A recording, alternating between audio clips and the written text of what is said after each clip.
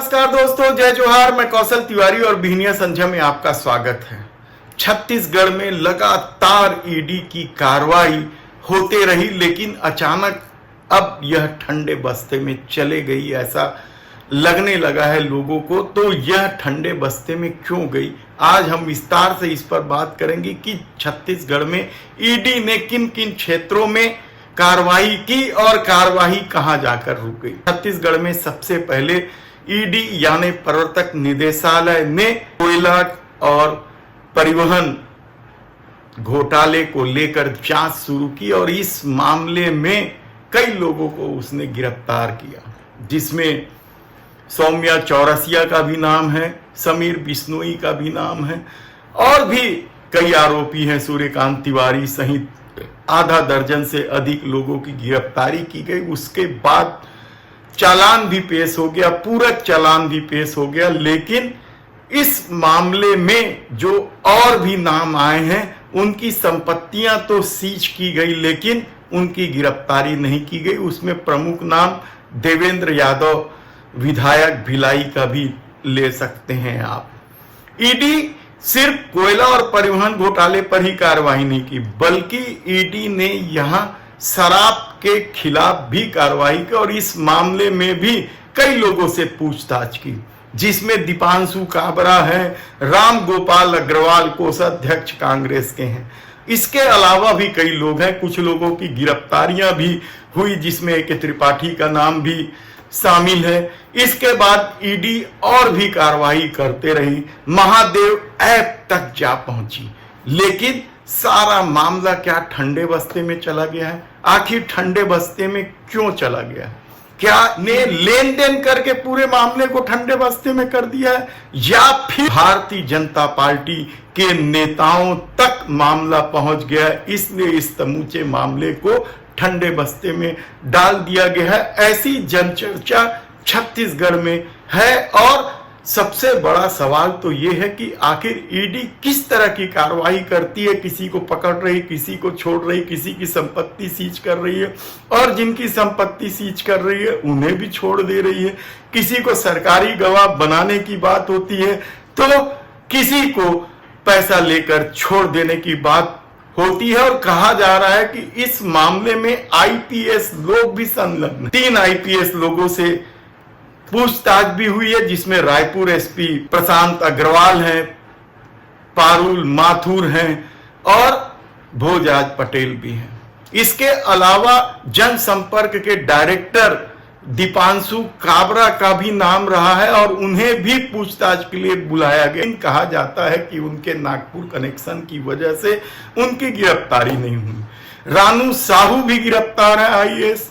Sameer Bishnoi IAS गिरफ्तार है। इसके अलावा अनिल टुटेजा और उनके पूरे परिवार, राम गोपाल अग्रवाल, उनके पूरे परिवार, कई लोगों से ईडी ने पूछताछ की। कोर्ट से उन्हें फटकार भी मिली है इस पूरी कार्रवाई के दौरान, लेकिन अब अचानक ईडी ठंडे पड़ गई है।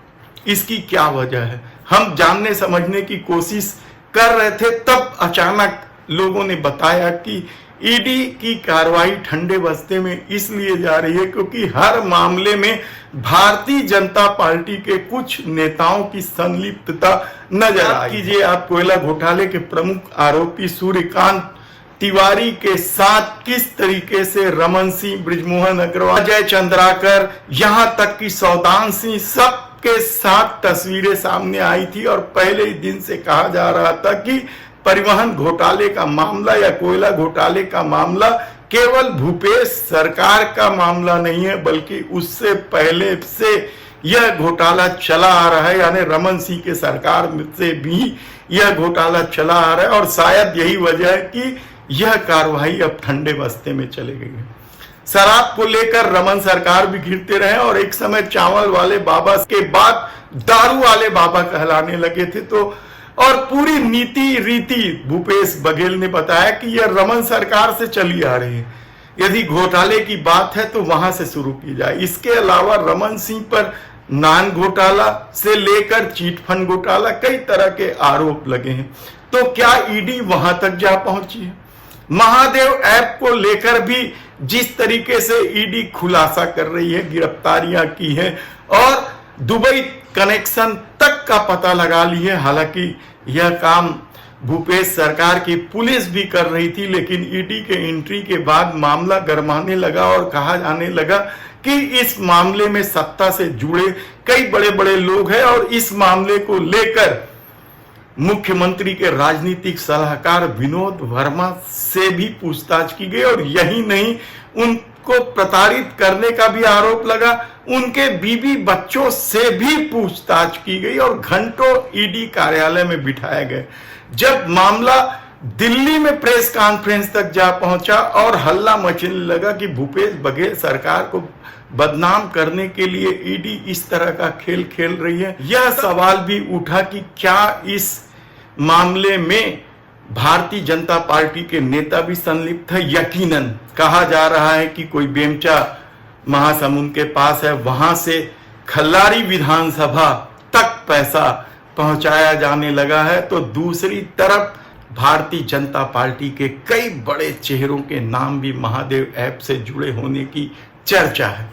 ऐसे में सवाल यह है कि ईडी आखिर किस तरह का खेल खेल रही है। क्या उन्हें केवल विपक्ष के लोगों को ही पकड़ने के लिए कहा गया है, और जब भारतीय जनता पार्टी के नेताओं के नाम सामने आने लगे तो मामले को ठंडे बस्ते में डाल दिया गया। ऐसे कितने ही सवाल उठ रहे हैं और सबसे बड़ी बात तो यह है कि इस मामले में भारतीय जनता पार्टी के जिन नेताओं का नाम सामने आ रहा है या नाम चर्चा में, वह भी हैरान कर देने वाला है। ऐसे में क्या अब ईडी की कार्रवाई ठंडे बस्ते में चले जाएगी, देखना होगा। धन्यवाद।